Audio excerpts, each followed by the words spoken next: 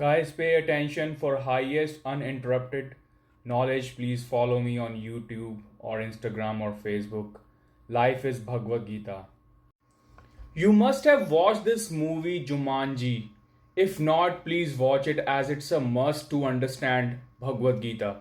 There is an older version of this movie as well. So let's talk about how Gita is connected with this movie. In this movie, characters know from the beginning that they are stuck in a game, and then they learn that they have to win the game to come out of the game into their real world. Then they learn the rules of the game, how to win, and then they have three chances in total, or they will be stuck forever in the game. But this life is a very complex game, the most difficult in which we all are stuck, and many of you are not even aware of it. And you are thinking it's the reality, and you are enjoying the game instead. How to come out of this game we are stuck in? Those rules are only in Gita. There are other options available to know the rules, but they are temporary solutions. Those other options might give you more chances, booster, etc., but they are not a permanent solution to come out of the game. Only Gita is the permanent solution. How many chances have you got in your life? Well, consider it unlimited. But there is a problem. While you keep on taking those chances again and again without Gita knowledge, you would be making your next chance worse in the game. The next chance symbolizes your next birth in life's game. More difficult to come out in the next birth because you may not be born as a human. You could be born as a donkey, fungus, a star. There are like 8.4 million species starting from the lowest to the highest form, which is being born as a human. And trust me, being born as a human is even above being born as an angel in the heavens. With Gita, at least if you are not able to win the game once, in the next chance you could make your life better. So it is a win-win solution. You would later know that Gita has another condition, that in that life's game you can't be seriously involved in the game, like passion and determination and being stubborn.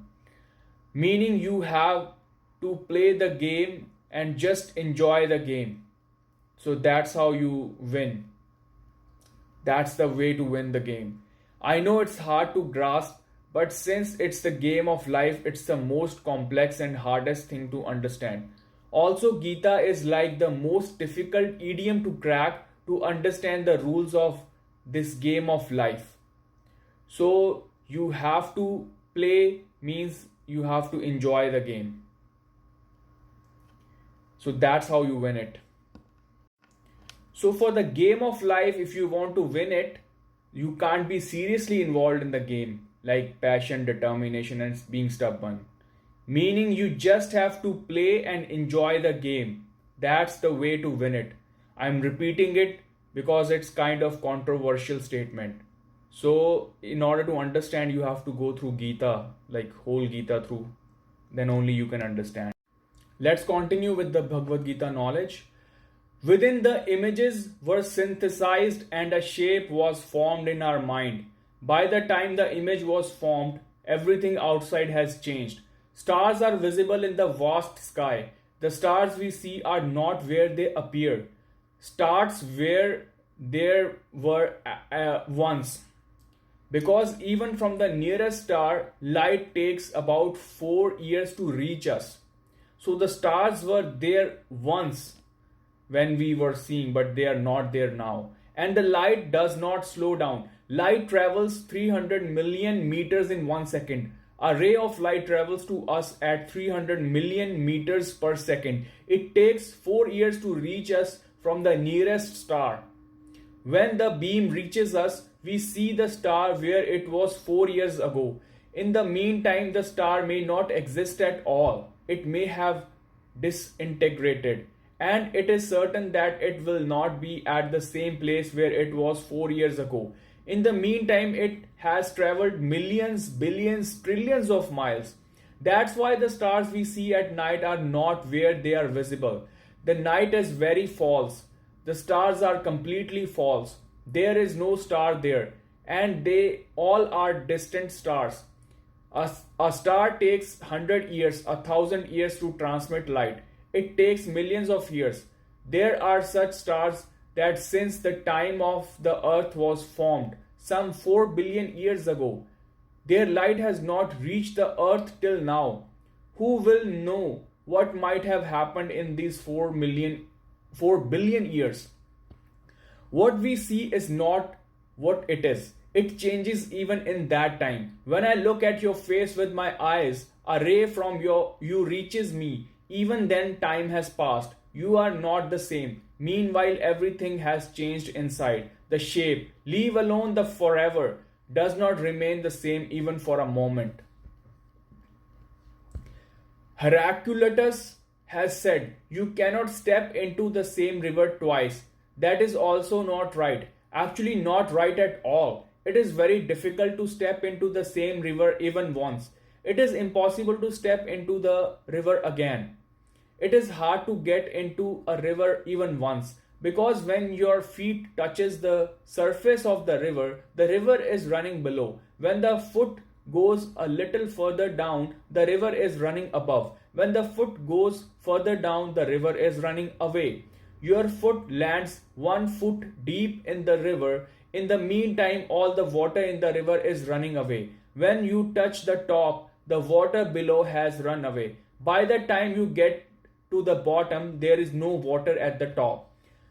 The figure is running like a river, but the shape appears stable to us. Identity is felt because of similarity. It's the same thing that I saw yesterday. It's the same thing that I saw in the morning. It's the same thing. The shape is changing every moment.